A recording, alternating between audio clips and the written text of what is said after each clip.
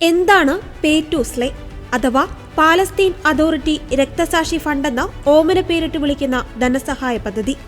ഇതെങ്ങനെ ജൂതന്മാരെ കൊന്നൊടുക്കുന്നതിനും പാലസ്തീനികളെ തീവ്രവാദത്തിലേക്ക് ആകർഷിക്കുന്നതിനും കാരണമാകുന്നു?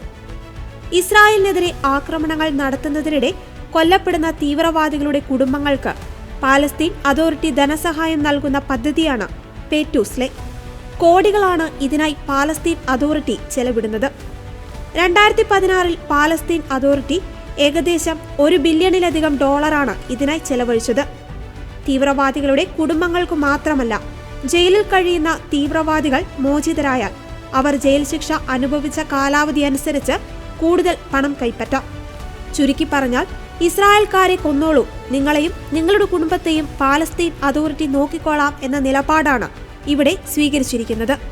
കൊലപാതകികളെ വീണ്ടും വീണ്ടും പ്രോത്സാഹിപ്പിക്കുന്നതിനും സമൂഹത്തിന് മുന്നിൽ അവർ ചെയ്തത് ക്രെഡിറ്റായി കൊണ്ടു നടക്കുവാനും ഇത് കാരണമാകുന്നു.